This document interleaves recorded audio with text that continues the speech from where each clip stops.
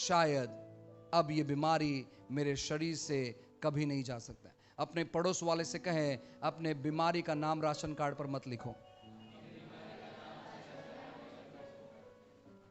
कोई भी बीमारी हो, डॉक्टर कहता है ये दवाई आपको मरते दम तक खाना है, उसे रिजेक्ट करो। कभी कभी विश्वास के साथ अपने डॉक्टर से बात भी करो। उसको बोलना कि आप जितने पढ़े हैं ना उतना ही बात करो, उसके एक्स्ट्रा बात मत करो। ये और आप अगर विश्वास से कहने के लिए तैयार हो, परमेश्वर काम करे, क्योंकि आपका विश्वास डॉक्टर पर नहीं है, आपका विश्वास परमेश्वर पर है। शायद वो दोबारा आपका इलाज नहीं करेगा, कोई प्रॉब्लम नहीं है, आप डॉक्टर चेंज कर सकते हैं। एक अच्छा डॉक्टर कभी आपसे नहीं कहेगा कि आपको मरते दम तक दवाई खाना है। एक अच्छा डॉक्टर आपको सलाह देगा अच्छा सेहतमंद रहने के लिए। वो आपको बताएगा कि आप उस बीमारी से कैसे बाहर आते हैं। डॉक्टर क्यों सलाह नहीं देते? क्योंकि वो हमारे मन में डर बिठाना चाहते हैं और वो कहना चाहते हैं कि तो दवाई नहीं खाओगे तो कुछ भी हो सकता है। फिर मुझे आकर नहीं बोलना आपको ब्लड प्रेशर का दवाई खाना पड़ेगा, शुगर का दवाई आपको खाना पड़ेगा।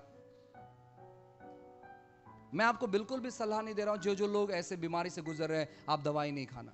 मैं आपको सलाह दे रहा हूं जब भी डॉक्टर ऐसे कहता है आपको क्या करना है, अपने बीमारी के विरोध में खड़ा रहना है, कहते हुए कि ये बीमारी मेरे शरीर में प्रवेश नहीं कर सकता है। आपका जो शुगर लेवल बहुत ज्यादा बढ़ गया है और वैसे स्तर में भी आपको उस चीज का विरोध करना है। मैंने कहा ना कि लोग अपने राशन कार्ड पर अपने नाम के नीचे अपने बीमारी का नाम लिख देते हैं और कहते हैं कि ये तो सेटल है। अभी कुछ लोगों ने तो आधार कार्ड भी निकाल लिया है उसका, वो अपने से दूर नहीं करना चाहते। आपको खंडित करना है। बाइबल कहता है कि जितने भी लोग यीशु मसीह के पास आए यीशु ने उन सबों को चंगा किया। उनमें से एक जन से भी नहीं कहा ये नहीं हो सकता है, ये इम्पॉसिबल है या संभव है। एक जन से भी नहीं कहा। मेरे साथ कहे, प्रभु यीशु एक जन से भी नहीं कहे कि वो चंगे नहीं हो सकते। वो आपसे भी कहता है कि आप चंगे नहीं हो सकते, ऐसा बिल्कुल भी मैंने नहीं कहा। आपने मुझ पर विश्वास किया और जिस दिन से आपने मुझ पर विश्वास किया उसी दिन से आप मेरे मंदिर है और मैं आपके अंदर रहता हूं और आपको बीमार रहने की जरूरत नहीं है।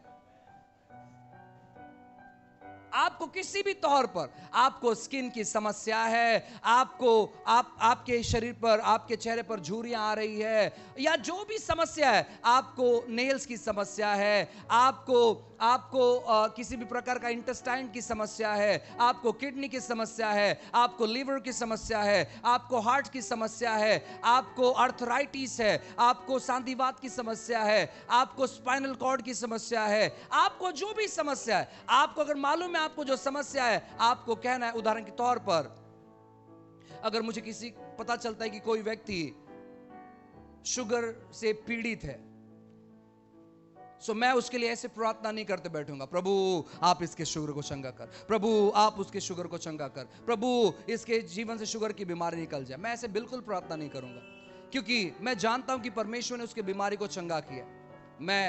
मैं उस पर अधिकार लूंगा और मैं कहूंगा यीशु मसीह के नाम से जो शुगर की समस्या है इसी समय इसके शरीर को छोड़कर चले जाए। बीमारियों के लिए आपको प्रार्थना करने की जरूरत नहीं है, बीमारियों के लिए आपको अधिकार लेने की जरूरत है। यीशु मसीह ने कहीं भी बीमारियों के लिए प्रार्थना नहीं किया है।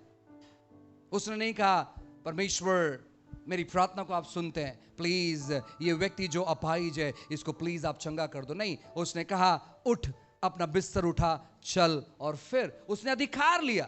आपको आपके बीमारी पर अधिकार लेना है। आप जब आपकी बीमारी पर अधिकार लेंगे आपकी बीमारी हार जाएगी। आपकी बीमारी परमेश्वर के नाम के सामने अपने घुटने को टेक देगी, क्योंकि परमेश्वर ने किसी प्रकार की बीमारी आपके लिए नहीं तैयार की है।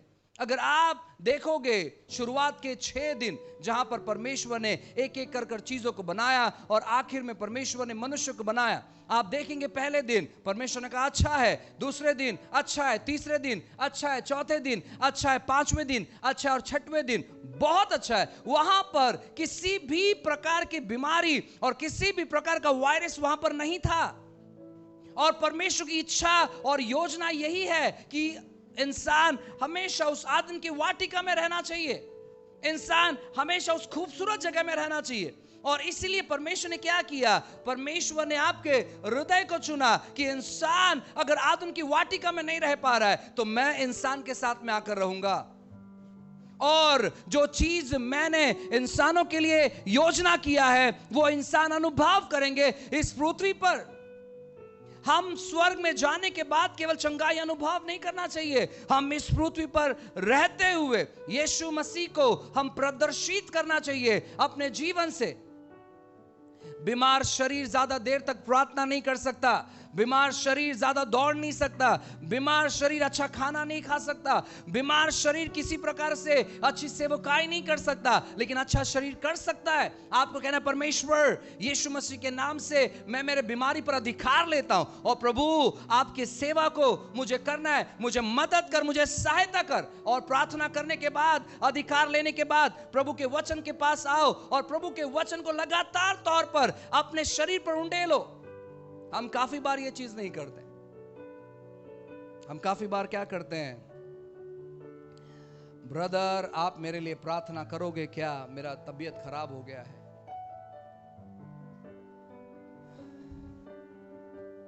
आपको प्रार्थना करना चालू करना चाहिए, आपको अध्ययन करना चालू करना चाहिए। कुछ समय के बाद आप देखेंगे कि आप बीमारी मुक्त जीवन बिताएंगे। लोग अक्सर जब बीमार पड़ जाते हैं, मैंने काफी लोगों से मुलाकात किया है अस्पताल में, काफी लोगों के साथ।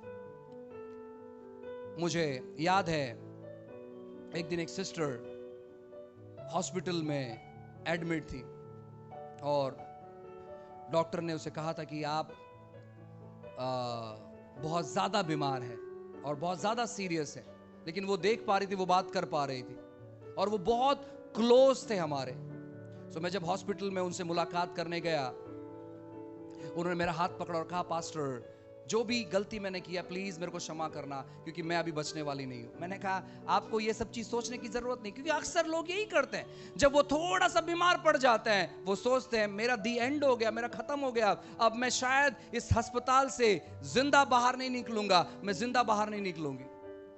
वो रोने लगी और वो कहने लगी प्लीज आप मुझे क्षमा करना, इसके बाद मैं सेवकाई करूंगी, इसके बाद ऐसा होगा। मैंने कहा आप वो सब चीज सोचना बंद करो, आप सेवकाई करोगे, आप वो सब चीज सोचना बंद करो, आप मर जाओगे। आप सोचना चालू करो कि परमेश्वर बहुत अच्छा है और वो आपको जरूर यहां से अच्छे से बाहर निकालेगा। आपको बिल्कुल टेंशन लेने की जरूरत नहीं है, आपको बिल्कुल परवाह करने की जरूरत नहीं है, आप बिल्कुल यहां से सेहतमंद होकर बाहर निकलेंगे। आप चिंता मत करो, नहीं नहीं मैंने बहुत सारी गलतियां की है, मैं बहुत बड़ी पापी हूं। और वो अंगीकार करने लगे, वो बोलने लगे, और वो जो बोल रहे थे वो झूठ नहीं बोल रहे थे, वो सही बोल रहे थे। लेकिन ऐसे वो जो समय था वो सही नहीं था। ये सब चीज कहां पर बोलना चाहिए मालूम है? एकांत में, परमेश्वर के सामने, ना ही तो अस्पताल में। शत्रु क्या करता है, जब हम अपने बुरे वक्त से गुजर रहे होते हैं, शत्रु क्या करता है मालूम है क्या? ऐसे चीजों को हमारे जीवन में लेकर आता है जहां पर हमारा मन पूरी तौर पर दूषित हो जाता है और वहां पर दोष भावनाएं चालू हो जाती है। मैंने ये गलत किया, मैंने वो गलत किया। और शत्रु क्या करता है मालूम है कि उन भावनाओं के जरिए वो हमारे अंदर से बीमारी और बढ़ाता है।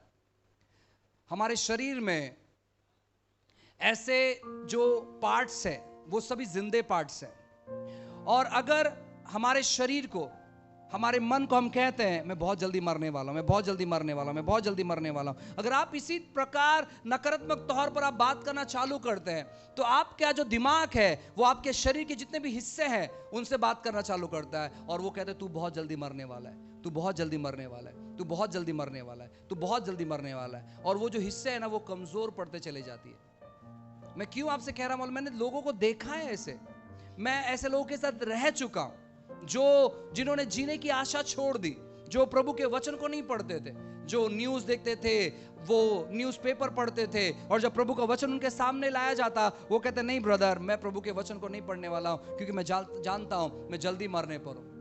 और ऐसे बात करते करते करते लगभग 8 से 9 महीने के अंदर एक अच्छा खासा हष्ट पुष्ट व्यक्ति, लगभग 85 किलो 90 किलो का अच्छा व्यक्ति, वो 1 साल के अंदर ऐसे बोल बोल कर वो गुजर गया। और दुखित बात यह है कि मुझे ही मैयत करना पड़ा उनका। मैं ही वहां पर था जब वो ऐसे बात कर रहे थे। वो किसी भी तौर पर रिकवर नहीं होना चाहते थे, वो किसी भी तौर पर बाहर निकलना चाहते थे। देखो, आप किसी व्यक्ति को सलाह दे सकते हैं, आप किसी व्यक्ति को मदद कर सकते हैं, लेकिन आप जबरन नहीं कर सकते। उनकी पत्नी गुजर गई थी और वो बहुत मेंटली पूरी तौर पर वो हार चुके थे। उनके अंदर बहुत बड़ा दर्शन था, उन्होंने पूरा दर्शन मेरे सामने बांटा था। उन्होंने कहा कि देखो, मुझे अनाथ आश्रम बांधना है, मुझे वृद्धाश्रम बांधना है। उन्होंने प्रॉपर्टी ले लिया था, उन्हें जगह खरीद लिया था, उन्होंने जगह का काम चालू कर दिया था, लेकिन किसी दौरान कुछ चीजों की वजह से, कुछ बीमारी की वजह से उनकी पत्नी गुजर गई। और जैसे उनकी पत्नी गुजर गई, उनका पूरा प्लान चेंज हो गया। वो अब सेवा के बारे में बात नहीं करते थे। उनके जो मैगजीन चलते थे, उन्होंने मुझे कहा कि क्या मेरा मैगजीन आप लिख सकते हैं? मैंने कहा, आपका मैगजीन मैं कैसे लिख सकता हूं? उन्होंने कहा, नहीं, आप अपने नाम पर आप मैगजीन लिखे और हम उसे पब्लिश करेंगे। मेरे अंदर बिल्कुल भी ताकत नहीं है मैगजीन लिखने के लिए। सो मैंने सोचा, चलो इनका मैगजीन लिखना हम चालू करते हैं। लेकिन साथ ही साथ जब मैं मैगजीन लिखने जाऊंगा, मुझे मौका मिलेगा उनके साथ बात करने के लिए। सो मैं उनसे बात करता गया। उनके पास ढेर सारी किताबें थी, बहुत अच्छी अच्छी किताबें थी। मैंने कहा, ये किताब पढ़ना चालू करो, वचन पढ़ना चालू करो, लेकिन कोई भी चीज में वो इंटरेस्ट नहीं रखते थे। वो हमेशा अकेला रहना पसंद करते थे। और कुछ समय के बाद वो गुजर गए। अपने आप को अकेला मत रखो, अपने आप को अकेला मत समझो। जब आप ऐसे दुर्घटनाओं से गुजरते हैं, सबसे ज्यादा करीब परमेश्वर के आप रहो। प्रभु के वचन का सहारा लो, परमेश्वर के वचन से ढूंढो कि आप उस परेशानी से कैसे बाहर निकल सकते हैं। परमेश्वर के वचन का सहारा लेकर आप देखो कि सच में प्रभु बहुत भला है और परमेश्वर ने अद्भुत अद्भुत लोगों को उनकी समस्याओं से बाहर निकाला। परमेश्वर ने किस प्रकार अपने लोगों को बंधुआई से बाहर निकाला। क्या परमेश्वर मुझे बाहर निकालेगा? आप सवाल करो वहां पर कि प्रभु, इतने सारे लोगों को आपने बाहर निकाला, आप मुझे बाहर निकालोगे? कि आपका हृदय कहेगा वो तुझे जल्दी बाहर निकालेगा। प्रार्थना करो, डिक्लेयर करो और देखो कुछ समय के बाद किस प्रकार आप अपना जीवन बिताएंगे। जब आप परमेश्वर को परमेश्वर के भलाई में देखेंगे, तब आप अपने आप को आपकी अच्छाई में आप अनुभव करने पाएंगे।